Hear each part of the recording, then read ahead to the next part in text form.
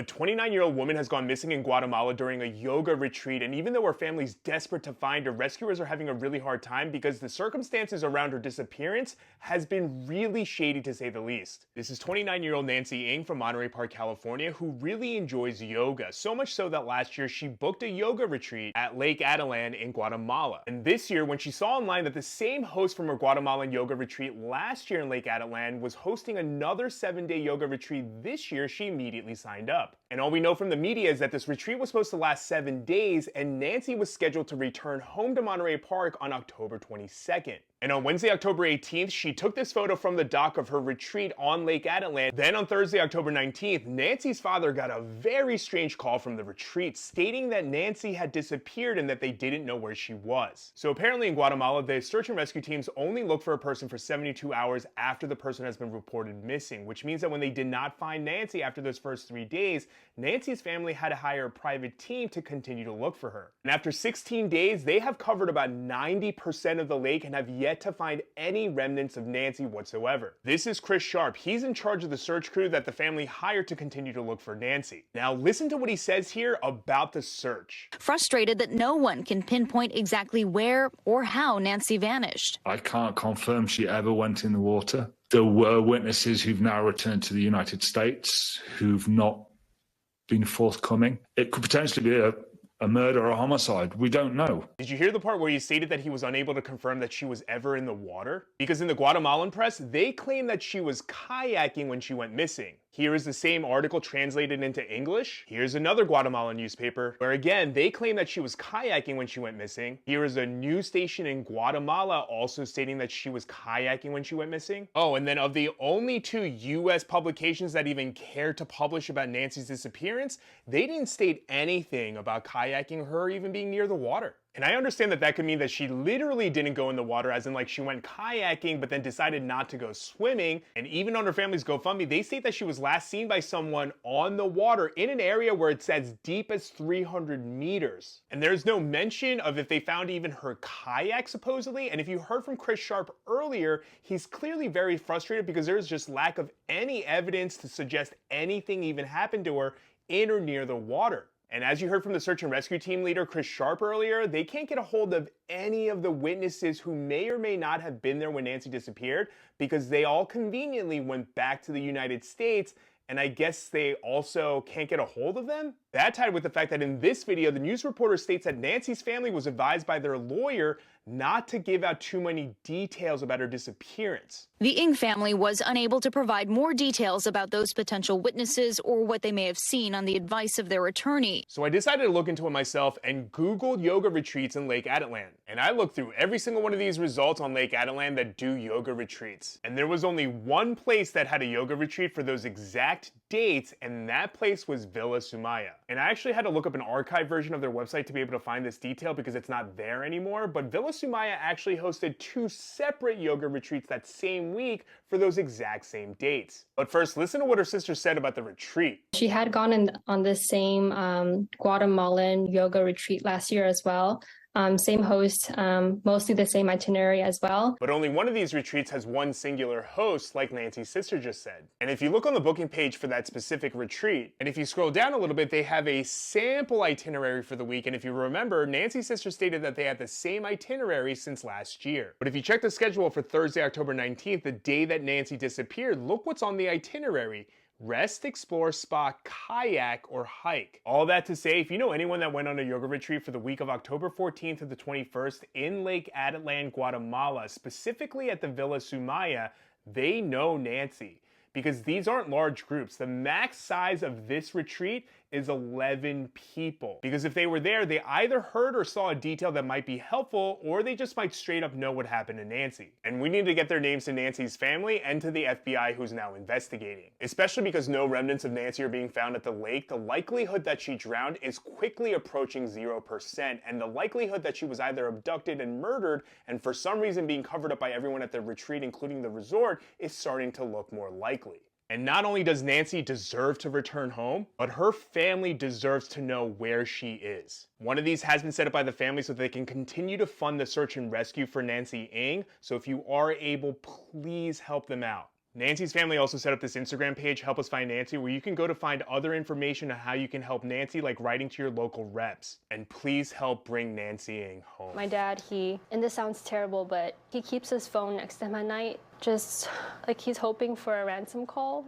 something that will prove that Nancy might still be alive and that she's out there and she's just waiting for us to find her. This is Nancy's mother and father, who still hang on to the hope that she might be kidnapped, because that means that she's still alive. And this family deserves to know what happened to Nancy, so we're going to keep talking about her because I have some updates. Just a quick recap, this is 29-year-old Nancy Ng, who works with special needs kids in Alhambra, California, and she went missing while she was on a yoga retreat in Guatemala. And there's a lot of really shady stuff going on with the investigation and her disappearance. But I want to start off by stating that in my last video, my suspicions by Villa Sumaya were incorrect, because I figured out where she went, as this is a photo that was posted from the location at the retreat last year. And we all know that Nancy went on the same retreat at the same location with the same host as she did last year. And on the host's Insta, he pinned this story that was taken on October 15th, the first day of the retreat this year, which means that this is one of the last videos of Nancy that was taken before she disappeared. However, Nancy's family just released this video that was taken of Nancy on Thursday, October 19th, the day that she disappeared, literally on a kayak waving to the person on the shore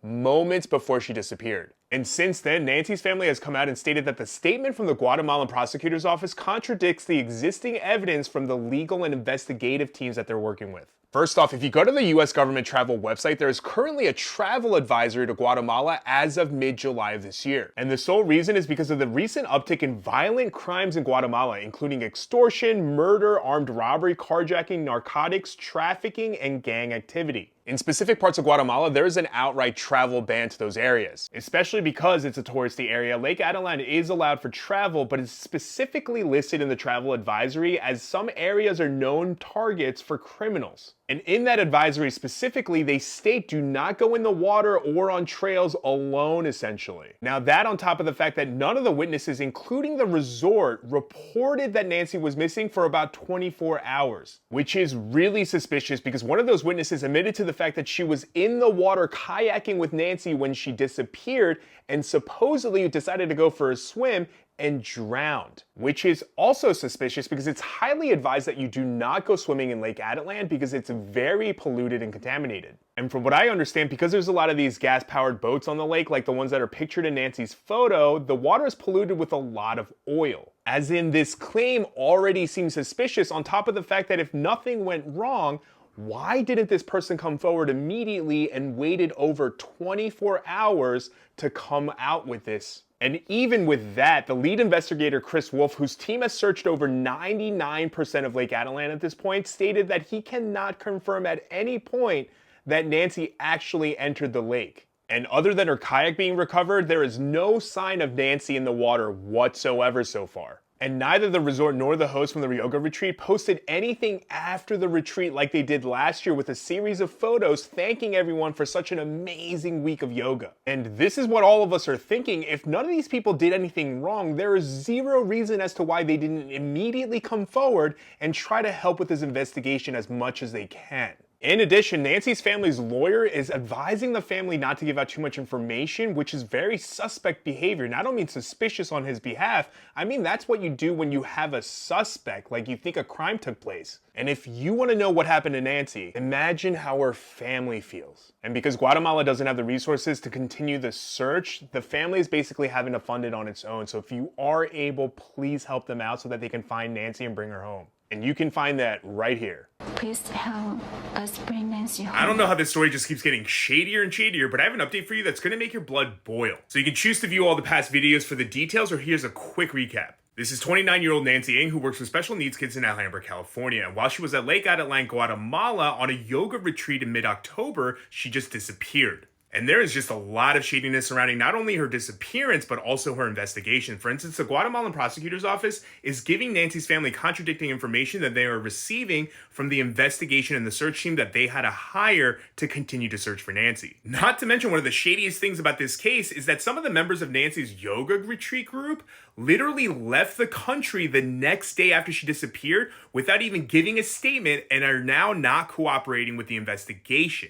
Now, one of the details that we know for sure is that on the day that she disappeared on Thursday, October 19th, she went kayaking, as she is seen on this video that was taken moments before she disappeared. And she didn't go alone, because moments after that video, this photo was taken by an employee at the kayak rental place of the group heading out into the lake. And now the owners of the kayak rental company, Kayak Guatemala, Elaine and Lee Beal, have come out to talk about the case before some of the witnesses that belong to the retreat. And what the Beals are stating is that this group came in earlier that morning on Thursday, October 19th, and rented out 10 kayaks. And they stated that later in the day, only 8 out of the 10 kayaks returned, and they could see that 2 of the kayaks very far in the distance, about 100 yards away, just kayaking further out towards the lake. Now, shortly thereafter, the Beals stated that they heard a distress call, and a little bit after that, the woman that was with Nancy supposedly when she disappeared was being ushered up the dock by the yoga instructor of the retreat. And the Beals are claiming that the whole group was acting very strange, and that the woman that was with Nancy,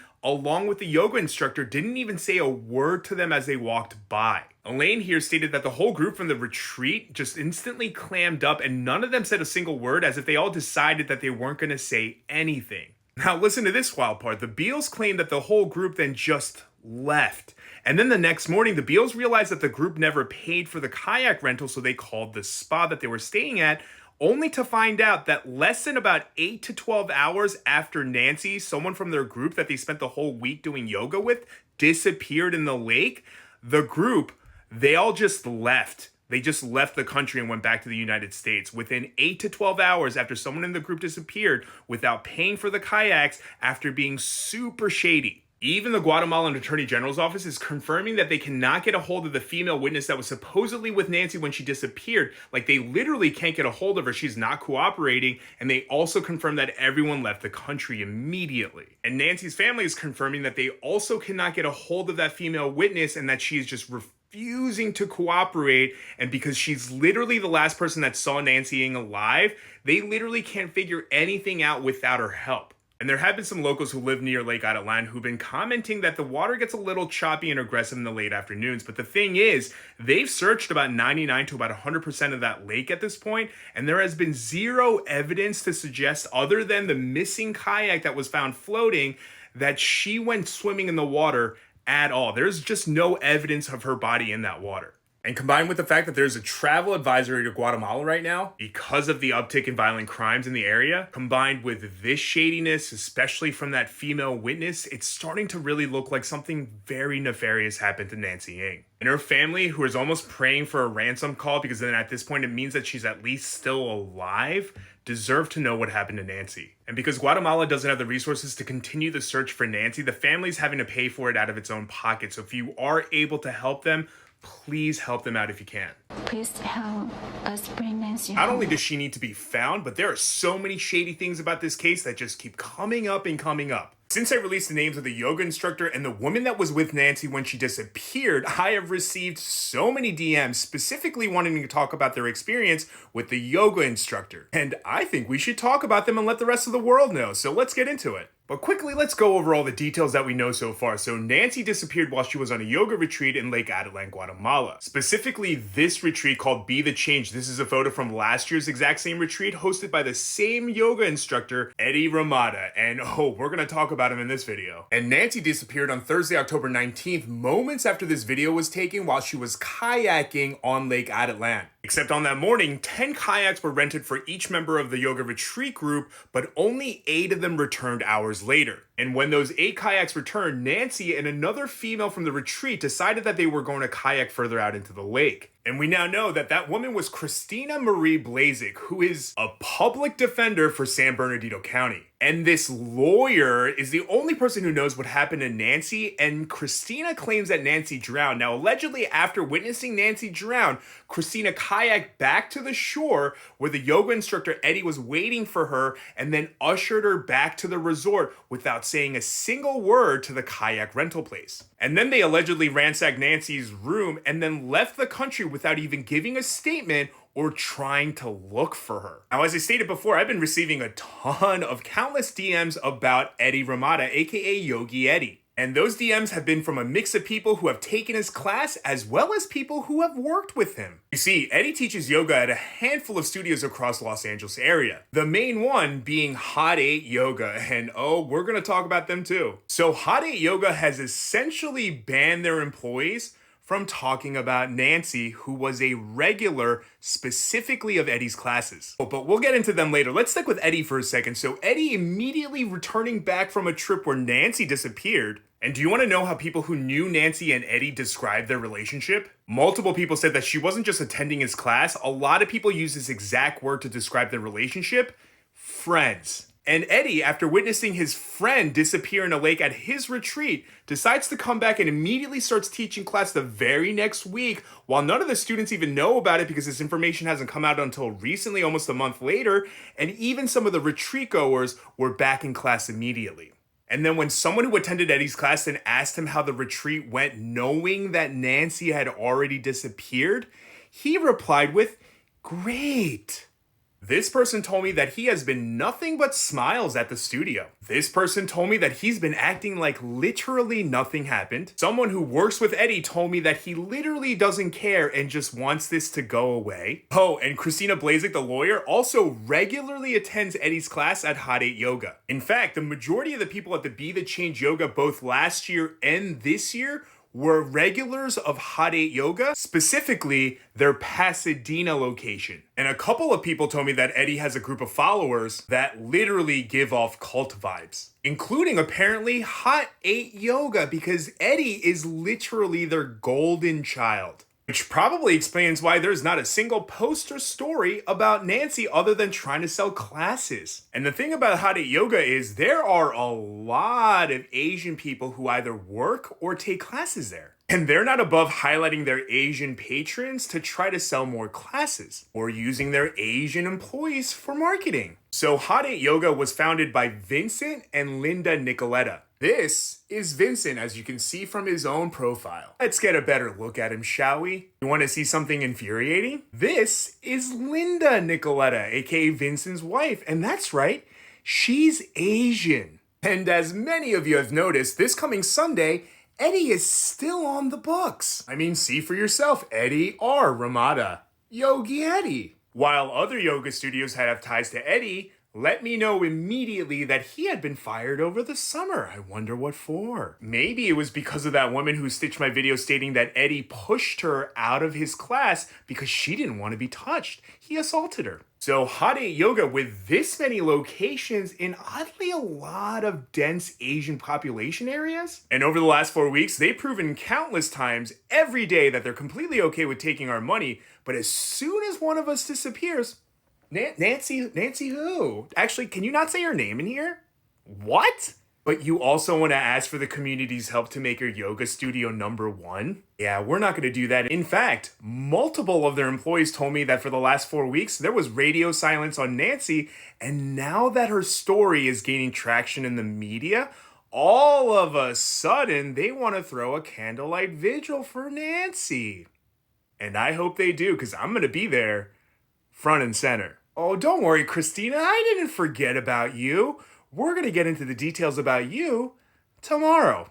And just a reminder, Nancy is still missing and she deserves to come home. And her family is having to pay for the search and rescue out of their own pocket. So if you are able, please help them out. Let's talk about Christina Marie Blazek, the woman who was the last person to see Nancy Yang, the 29-year-old who worked with special needs kids in Alhambra, California, who disappeared while on a yoga retreat in Lake Adelan, Guatemala, while she was actually kayaking on the lake. And a few hours later, when only 8 out of the 10 retreat members decided to return back to shore, it was only Nancy and that other woman who decided to go further out into the lake. And we all know by now that that woman was Christina Marie Blazek, who was a public defender for San Bernardino County. Well, Christina finally came out with a statement through her lawyer. And Christina's lawyer, G. Christopher Gardner, came out with a bunch of statements on Christina's behalf, and let's go through some of them, shall we? And one of the first things Mr. Gardner wants to clear up is that Nancy and Christina supposedly didn't go out onto the lake together, even though they were the only 2 out of the group of 10 who decided to stay out on the lake when everyone else returned, and that they just happened upon each other. And allegedly, after just happening upon each other on the lake, Nancy tells Christina that she wants to go swimming in the lake, at which point Christina advises Nancy not to go swimming because the water is kind of rough and, quote, there is a good current. And then listen to what Christina's lawyer says that Christina said happened. She kept one leg in her kayak and one leg in the other kayak and tried to get back to her. And got close to her, and then apparently she lost the kayak again, and she turned around to go back to get the kayak again, and when she turned back around, missing was gone. But if you take a look at this video that was taken moments before Nancy disappeared, you can see out into the lake, and it doesn't look like it's that rough. And even if you watch other people's videos of Lake Island Land, you can see that the water isn't exactly still. It is a little choppy. And I'm not saying it can't happen, but I mean choppy to the point where she just turned around to grab her kayak and then Nancy was just gone without even being able to hear her struggling or screaming, yell for help, anything like that. And Christina's lawyer even said To say that my client hasn't done all she can is just not true. even though it took Christina almost 4 weeks to come forward and then through her lawyer. And Christina's statement through her lawyer is the first time that Nancy's family is claiming that they heard anything from Christina about her account of what happened. I mean, listen to what Nancy's sister Nikki says. If it is like she says and it's an accident, I don't understand how she could choose to leave my family in the dark for almost 4 weeks and not just say that from the start. And apparently Christina did everything she could to try to help, even though Nancy's family attempted to reach out to her multiple times. The first time by giving out their phone number to the yoga instructor in charge of the retreat, who we know is Yogi Eddie, also known as Eduardo or Eddie Ramada. And then through other mutual contacts of Hot 8 Yoga, because almost everyone at the retreat was a regular of Eddie's class, specifically at the Pasadena location of Hot 8 Yoga, where he regularly advertised for his retreat. And even then, they couldn't get a response back for Christina. So they even sent 2 emails directly to her on October 25th and October 31st. And then Christina basically decides to Darvo, which is essentially a tactic of the guilty. And then Christina had her lawyer come out and state that she didn't come forward right away because she was so traumatized from the experience and needed time, you guys, because she's the victim. You know, even though that time is kind of the essence here because someone is missing. But, you know, if that doesn't make you feel horrible for Christina because, you know, she's obviously the victim here, she then goes on to state that Nancy's family, after acknowledging that she's been through a traumatic experience, then go on to tell her that she needs to come forward to assist the authorities, and then that Nancy's family states that if she doesn't come forward, they'll make her come forward. Which is really confusing because Nancy's family forwarded those emails to Eyewitness News, and they stated that those emails ended with the family stating that if she refused to cooperate, they would have to pursue the matter. And that's obviously not a malicious threat. That's literally what every person would feel like they would have to do when the only person who witnessed the disappearance of someone they loved refused to come forward and help for over 4 weeks. And even then, Nancy's family states that they just want to hear from Christina directly because they want to find Nancy. I mean, listen to what Nancy's sister Nikki even says. I hope she could understand that we have no account of what happened because she is the only person that saw what happened and it wasn't included in the report. And remember from previous videos when I stated that people from the retreat left Guatemala without even giving a statement? Well, listen to what Christina's lawyer had to say about that. She went and was told she needed to go talk to the police.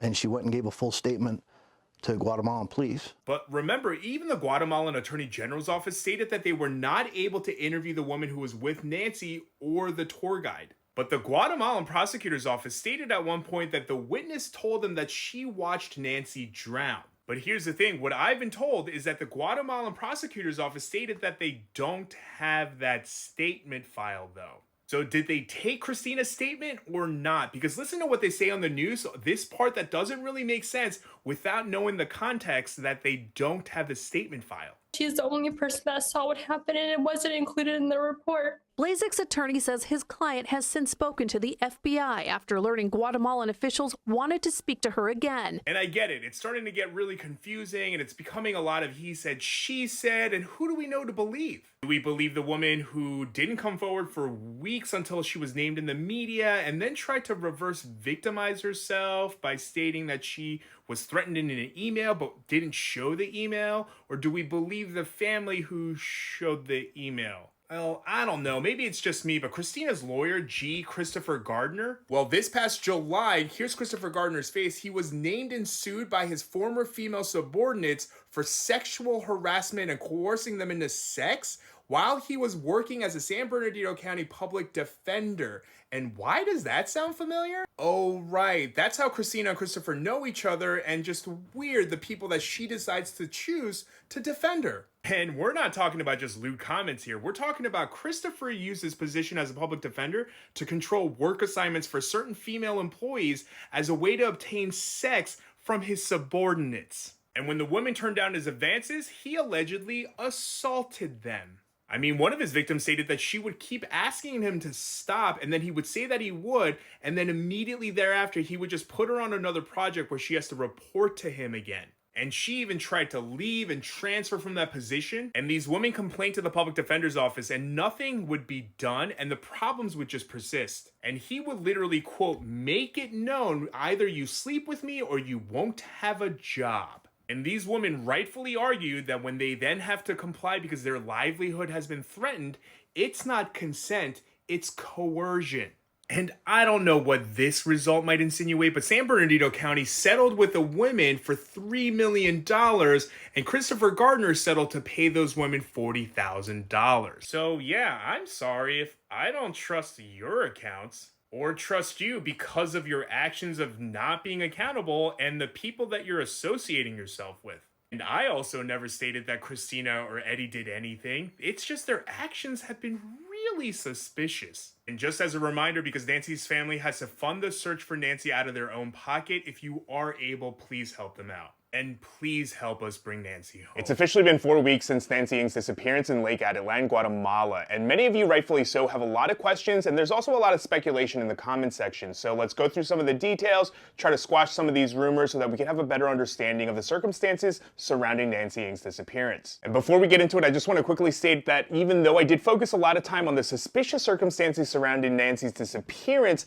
never at any point did I accuse Eddie Ramada or Christina Blazek of doing anything to cause Nancy's disappearance. But I, like many of you, can't seem to wrap my head around if this was just an accident and Nancy did just happen to drown.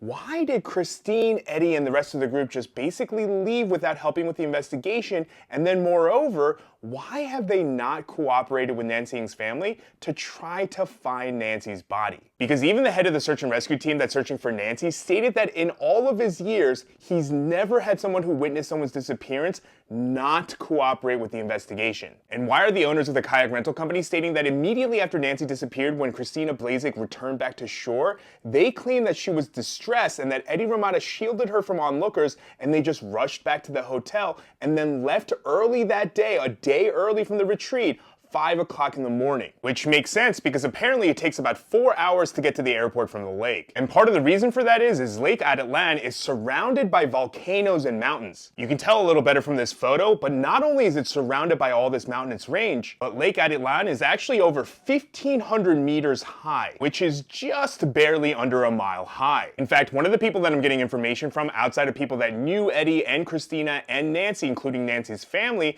is also a contact from the search and rescue team. And what I've learned is because of the altitude and all of the mountains, the airflow in the area is actually very unpredictable. So much so that one of the days that they were doing the search and rescue, it took them 9 hours just to get to the lake, which affects a couple of different things, including being the reason as to why Guatemala could only do search and rescue for 3 days. And at its deepest is about 1,050 feet deep. And these environmental factors actually affects a couple of different things. And at that high of an altitude, the air is less dense, which means that you are less buoyant, which not only means that it's a little bit easier to drown, but it also means that your body will most likely sink to the bottom. And because divers can only dive to about 330 feet, which means that if Nancy drowned where it's about 1,000 feet deep, not only can the divers not go down that far to be able to search for her body, but there's only a handful of people in the world with the equipment and the expertise to be able to effectively use sonar to look for her body. And by the way, the search and rescue team is bringing in one of the best and fastest people who are able to find bodies using sonar. And many of us, including myself, got really excited when we found out that the FBI is getting involved. However, what I've been told is that the FBI getting involved is one FBI field agent in Guatemala who has other priorities. A lot of you have also speculated something like this. But what I can assure you is that Nancy at the time of her disappearance was in a very loving and committed relationship. And from what I've been told, Eddie wouldn't even be interested romantically in Nancy or Christina. And just like many of you, learning that her room had ransacked is what really threw me for a loop. And that detail is actually part of the reason why this scenario also went through my head, because logically in my mind I was like, why would someone who's being very dodgy also ransack Nancy's room other than to get any incriminating evidence that might make them culpable? But not only did everyone that I talked to who knew Nancy personally tell me that that was not her vibe in the least, but the search and rescue team also stated that they found nothing to suggest that substances were involved at all. Now, that doesn't mean that it's not possible, but it does mean that it's highly unlikely. Now, returning back to the ransacked room, a lot of people that know Eddie have told me that Eddie is actually very irresponsible, and for legal purposes, let's just call them rumors,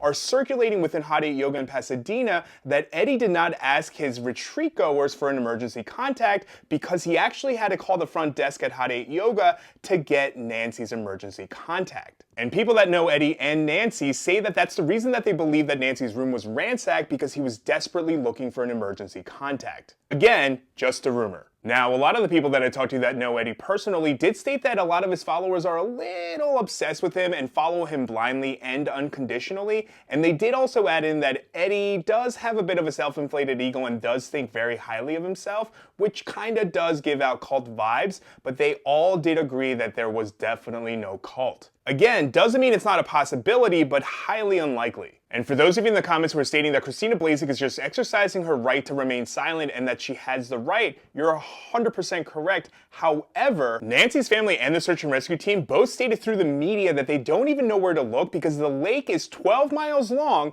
and 6 miles wide. That's like someone borrowing your really expensive diamond earring and then losing it in your house. And when you're like, hey, where did you see it last? They're just like, in your house. And you're like, what room? And they won't tell you what room, and then they ghost you for 4 weeks. And then 4 weeks later, after you and all of your mutual friends make a big stink about it, your friend finally reaches out to you through a lawyer. Now, a lot of people who live near the lake or have been to the lake a bunch of times have told me that the lake is pretty calm, but the waters do get pretty choppy sometimes. And many of you have been talking about the undercurrents inside of the lake, and while the search and rescue team did confirm that there are undercurrents inside of Lake Atitlan, they don't believe that the undercurrents are strong enough that Nancy was able to get sucked in that quickly and disappear. And while this isn't impossible, if that is what happened, I believe that they wouldn't have just taken Nancy, but would have taken Nancy and Christine because they were right next to each other. And lastly, I just want to touch on Christina Blazek's claim that Nancy Yang decided to go swimming while the two of them were just out there in the middle of the lake. And again, not that this couldn't happen, but logically, why wouldn't someone go swimming earlier on in the day when it's warmer out and the water is significantly calmer like is seen in this video, and instead choose to go in the water later on in the day when the water is like significantly choppier, when you're not even wearing a life jacket and now there's only one person who can look after you? I didn't know Nancy, but I know she's smarter than that. Not only that, but she's also not a thrill seeker. She was literally there to relax and reset. It literally doesn't make any sense. You're telling me you're at a retreat where you're eating in silence and solitude every day to practice meditation,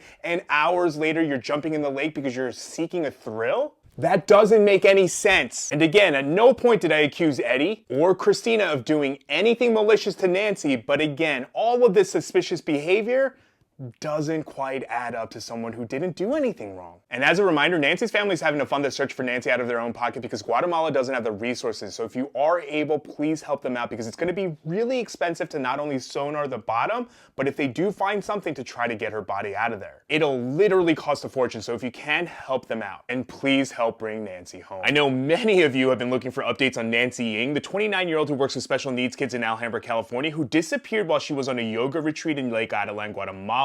And I have some pretty wild updates for you. You should probably be sitting down. But before we get started, real quick reminder that this is an active real-life investigation, which means that unlike a TV show, there isn't going to be a regular update, if any at all. But I do have some updates for you this round, so let's get into it. So for those of you who've been following in on Nancy Yang's disappearance along with me, you know that I've been not only in direct contact with Nancy Yang's family, but also the private search and rescue team that Nancy's family hired to find her. And he called me yesterday wanting me to clear up this theory of what happened to Nancy. You see, the search and rescue team is Black Wolf Helicopter Special Operations, Aviation, and Training, which is comprised of former UK and US Special Forces who specialized and currently work with these type of cases. And with their knowledge and expertise, they've been able to fully rule this out. He also told me yesterday that even though it's been 42 days since Nancy Yang's disappearance, the search for her has not stopped. In fact, next week they are bringing in someone from the United States who has the deepest and fastest search results for looking for bodies using sonar. So sometime in the next 1 to 3 weeks, we should have confirmation if there is a body down at the deepest lake in all of Central America. Unfortunately, even if we do get a confirmation that there is a body at the bottom of the lake, we won't be able to validate that it's actually Nancy Yang. I don't have an update for you yet on Christina Blazek in this video, as I'm waiting for some information to get verified, but if that information is true and I find that out soon, I will make sure to update you as soon as possible. But I do have something very suspicious for you about Eddie Ramada, the yoga instructor and the host for the week. I didn't divulge his information yet, but the day that I posted the video where I named Eddie Ramada,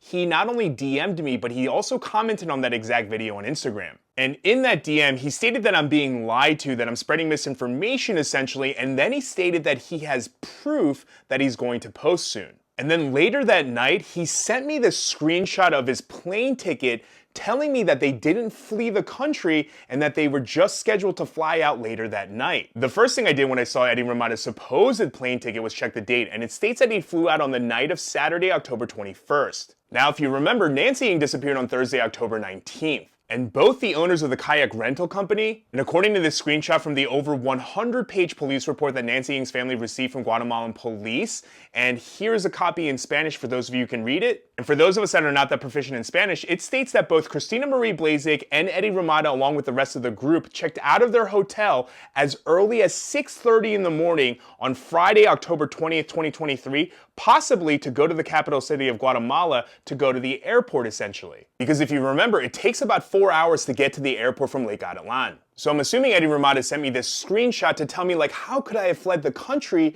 when literally I flew out on Saturday, October 21st? Even though this part of the same police report literally states that they were unable to get a statement from either of those two because they left the country. And remember that because there's a discrepancy from Christina Blazek's lawyer stating that she did give a statement before she left. So either way, when I first saw this, I was like, that doesn't really prove anything. And there was too much other information, so I didn't really focus on it and just kind of moved along. But today, for some reason, I was like, you know what? I'm gonna try to see if I can prove when this ticket was bought. And would you look at that, I used the information that Eddie sent me on his ticket screenshot to find his actual receipt. Here's a screenshot from the receipt that I just showed you, and here's the exact screenshot that Eddie Ramada sent me. Notice all of the information is exactly the same. The flight information, the ticket number, the confirmation number, it's all the same. Now look right here. What does that say? Date of purchase, Friday, October 20th. After Nancy disappeared already. Now again, this doesn't mean that he or Christina Blazek had anything to do with Nancy's disappearance, but it does prove a pattern of behavior of really suspicious behavior. And like, I understand that the legal system is kind of shady and you have to watch yourself and be careful, but like, there are just too many weird suspicious activities from both Christina and Eddie. For instance, why did Eddie crop his ticket so that the part that shows when he bought the ticket is literally cut off right above it? All the while trying to manipulate me by sending this as some sort of proof that he didn't flee the scene. Eddie Ramada buying his plane ticket hours after Nancy disappeared could mean a couple of different things. It could mean that he was originally supposed to stay even longer because if you're already in Guatemala, why not just stay there for a couple extra days and just unwind? And then he had to move his trip forward earlier because Nancy disappeared and he had to flee the country. Or if you remember that Nancy's room had been ransacked and there was a theory that it happened because Eddie Ramada is very irresponsible, didn't have an emergency contact for Nancy to the point where he had to call Hot 8 Yoga in Pasadena to get her file from them. And this could just be validation that Eddie Ramada just is not a very responsible adult and just kind of does whatever whenever. But cutting off the screenshot of his ticket just right before the date of purchase is shown,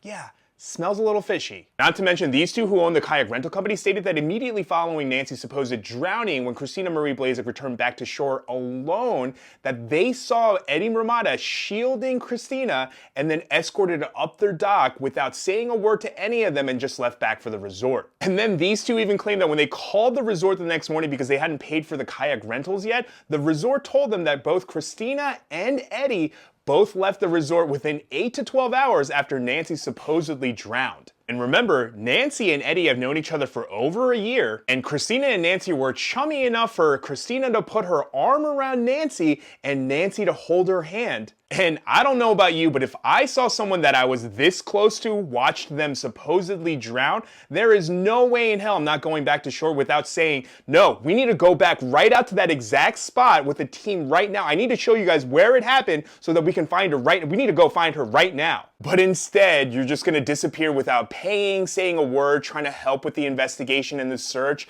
and then only speak through your lawyer?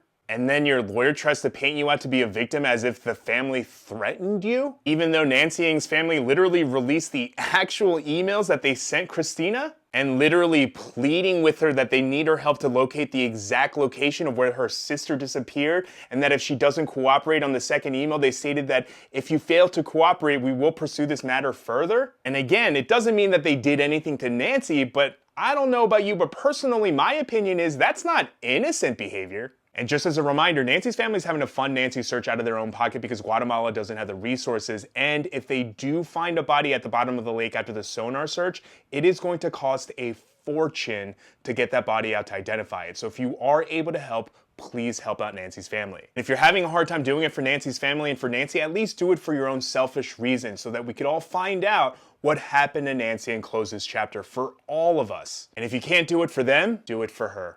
Stay safe. I have a couple of updates for you on Nancy Ng, and we finally potentially have some good news. Well, good news for us, potentially horrible news for Christina Blazing and Eddie Ramada. So my contact at the search and rescue team called me last night close to 1 o'clock in the morning to deliver some of these crucial updates. And the first one is that the sonar search did commence. And if you remember, they brought in someone from America who has one of the fastest and deepest credentials of finding a body in a body of water. But he also brought one of the most sophisticated sonar machines available that can identify bodies and give a photo, but also they have an ROV that is able to retrieve the body from bodies of water that are significantly deeper than Lake Atitlan. Which means that if the team is able to locate and find Nancy's body, and if there was any foul play involved with any of the people that was involved in this trip, then we probably are going to find out. And this sonar search is so critical to finding out what happened to Nancy Ng that 2 of Nancy Ng's younger siblings, her sister Nikki and one of her younger brothers Jonathan, are going to be in Lake Atitlan this week for the search. I've also been told that both the search and rescue team and the sonar guy both separately emailed Christina Blazek and her attorney, as you can see from this email, asking them to cooperate to help them locate the last location that Nancy was seen to be able to find her body. And they didn't respond to either of them. What are you so scared of, Christina? What you got to hide? Now, the next update is a piece of potential evidence that was found in the lake this week by the search and rescue team that definitely might not look great for Christina Blazek. And that piece of potential evidence is the paddle that was missing from Nancy's kayak that was found after she disappeared. And of the witnesses who saw the kayak before it was retrieved, all of them, except for one, stated that the kayak was found right side up with the paddle still in it, but the only person who stated that the kayak was found flipped upside down was the person who was driving the boat who actually found the kayak. And the reason why this is really important is because Nancy's kayak was found within 8 hours after she disappeared, and within that time, there were no storms or anything of that sort that should have been able to flip over her kayak. But the thing is, through her lawyer, Christina is stating that Nancy decided to go for a swim on her own accord, even after Christina advised her not to because the water was getting very rough. But the thing is, when you leave your sit-down kayak to get in the water, you don't take your paddle with you. In fact, you make sure your paddle is safe inside of the kayak, and at no point did Christina Blazek say anything about Nancy's kayak flipping over. And before you say something along the lines of, hey Ed, the kayak might have flipped over at some point after Nancy disappeared, and then the paddle might have fallen into the lake at some point when it was drifting about this 12 by 16 mile lake, that's not what happened. You see, the search and rescue team didn't just happen upon this missing paddle, they went looking for it because they knew that the paddle was missing from the kayak, and they thought to themselves that it could potentially be a very important piece of evidence. And they in fact found it by using science, by analyzing the tides, the movement of the water on the day that she disappeared, and they found the paddle exactly where they predicted it to be using science and math, which means that Nancy's kayak didn't flip over somewhere along the lake somewhere else after it floated after she disappeared and the paddle flipped over and then fell into the lake. It happened right when Nancy disappeared, which again isn't hard evidence towards anything, and I'm definitely not implying that foul play was done by Christina, but it's starting to not look like it wasn't foul play. I literally have goosebumps right now because I went from thinking that we will never find out what happened to Nancy and that Nancy will never get justice to now being told that they have a machine that will definitely be able to retrieve the body. And I don't know. I feel a huge glimmer of hope for Nancy's family. And do you want to know how the sonar guy was able to bring expensive equipment that is going to be able to retrieve Nancy's body out of the lake? Because of these donations. So when people tell you that what you do on social media doesn't matter, fuck that. So thank you for showing the power of community. And now we just sit and wait, hoping that we'll finally be able to bring Nancy home. Because this beautiful woman deserves justice, and I really hope we can get it for her. Stay safe. So I just received some wild information about Eddie Ramada, and it does not look good for him. But first, some of you had some questions about how they found the paddle that was missing from Nancy's kayak that was found after she disappeared. So remember when I stated that they used science and math to try to triangulate the location that they thought the paddle was going to be based off of where they think Nancy's last location was, along with where the kayak was found. So after that, they send out a drone to the area that they think it is, and this drone takes photos of what's underneath it, whether it's the ground, the lake, or whatever it is. And then when it comes back, they take those photos and they input it into this program that uses AI to look down to the pixel level to look for things that you inputted in. For instance, if you're looking for me right now in this moment outside and it took photos there, you would input in, hey, we're looking for an Asian male, he's about 6'1", he's wearing a black shirt that has this white print on it, whatever, and then that program looks down into the pixel level on these photos to try to find the information that you inputted in, and then it tells you, hey, you might want to go look in this, and this area because we found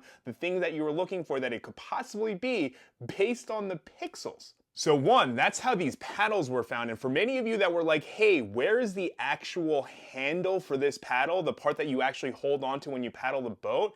And what I can only tell you is that that part was also found, but because this is an active investigation, that part cannot be disclosed to the public quite yet.